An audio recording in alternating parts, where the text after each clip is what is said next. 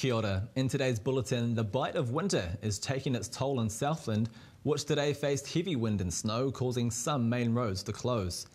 There was black ice on State Highway 99, and the road between Te Anau and Milford Sound will remain closed overnight. According to Weather Watch, heavy downpours will spread across the western side of both islands and will continue for the next 24 hours. And after a fiery debate, the law paving the way for the sale of SOEs has been passed through Parliament today. MPs have voted 61 to 60 in favour of the legislation, allowing the partial float of select state-owned enterprises. Prime Minister John Key says research shows a very low level of understanding of the government's partial sale of state assets. He says between 80 and 90% of Kiwis don't even know the Crown is keeping 51% ownership. But Mr Key said earlier today he's duty-bound to go ahead with the partial sale of the 4 energy companies if he's to keep faith with voters who cast their ballot for National. What do I say to the million-odd New Zealanders that voted for National when this was one of our core policies if I don't follow through with it? And the government isn't ruling out the possibility of using shares in the energy SOEs to help settle Treaty of Waitangi claims.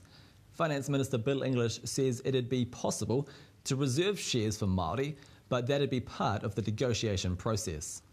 There'll be some kind of settlement which generally involves some cash, involves the transfer of some Crown assets to them. It's possible that in that context, as part of their treaty settlement, they may be interested in shares in the energy company. We certainly don't rule that out.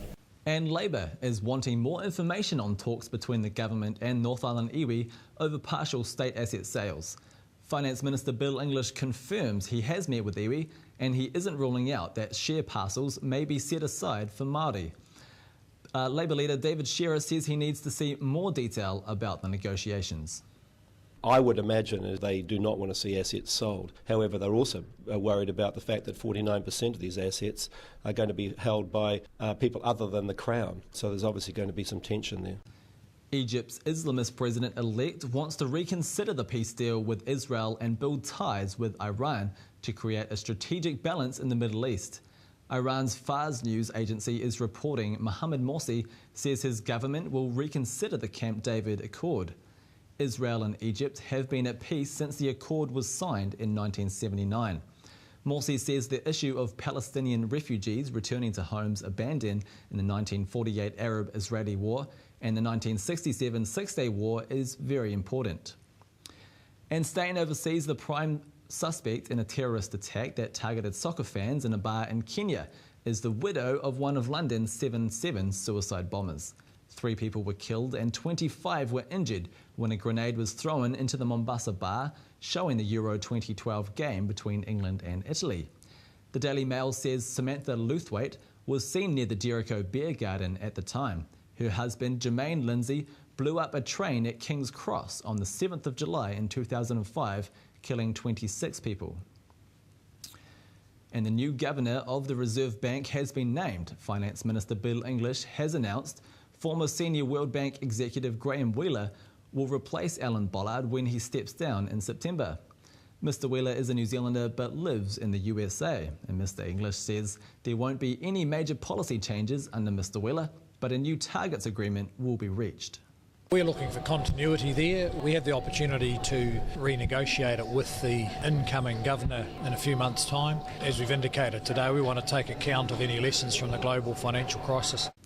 Christchurch's CTV building appeared to come through relatively unscathed in a mid-1990s earthquake despite some superficial cracking. The Royal Commission of Inquiry has heard from structural engineer Arthur Tyndale, who in 1994 looked for twisting or any other evidence that would have suggested damage, but he couldn't find any. The hearing today also heard from survivors about the moment the building collapsed. Urban search and rescue staff will take to the stand tomorrow. And it's a boost for the revitalisation of Te Reo Māori. From next month, Māori Television is introducing 5 hours of Māori language tuition programming every day. Chief Executive Jim Mather thinks it will have an impact on the survival of the Indigenous language.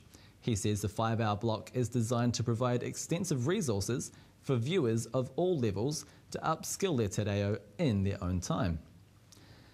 And 3 new aquatic species have been discovered in a cave near Nelson. The discoveries were made in the Pierce Resurgence, one of the world's deepest caves in the Mount Arthur Range. NIWA's Dr. Graham Fenwick says the remoteness of the environment is protected from short-term environmental change, which makes the discovery so unique. That's all from me. Ka kite anō.